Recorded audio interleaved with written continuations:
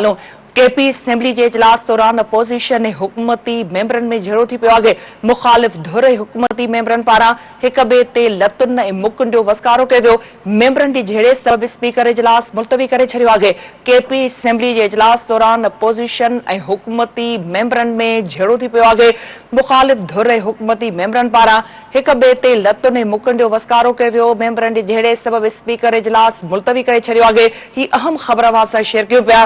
KP assembly के इजलास दौरान अपोजिशन हुकूमती मेंबरन में झेड़ो थी पियो आहे।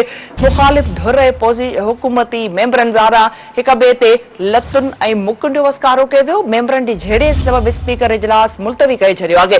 केपी असेंबली के इजलास दौरान अपोजिशन हुकूमती मेंबरन में झेड़ो थी पियो आहे। मुखालिफ धुर ऐं हुकूमती मेंबरन पारा एक बे ते लतुन ऐं मुकुन जो वसकारो कयो वियो। मेंबरन जी झेड़े सबब स्पीकर इजलास मुलतवी करे छड़ियो आहे। केपी जे असेंबली इजलास दौरान अपोजिशन ऐं हुकूमती मेंबरन में झेड़ो थी पियो आहे। ही अहम ख़बर नाज़रीन अवां सां शेयर कयूं पिया त केपी के असेंबली जे इजलास दौरान अपोजिशन ऐं हुकूमती मेंबरन में झेड़ो थी पियो आहे। मुखालिफ धुर ऐं हुकूमती मेंबरन पारां हिक ॿिए ते लतुन ऐं मुकुन जो वसकारो कयो वियो। मेंबरन जी झेड़े सबब स्पीकर इजलास मुलतवी करे छॾियो आहे।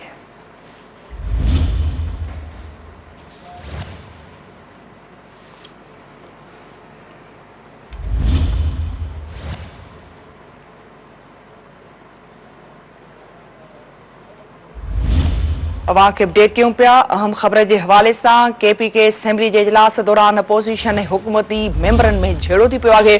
मुखालिफ धुर हुकूमती मेंबरन पारां हिक ॿिए ते लतुन ऐं मुकुन जो वसकारो कयो वियो। मेंबरन जे झेड़े सबब स्पीकर इजलास मुलतवी करे छॾियो आहे।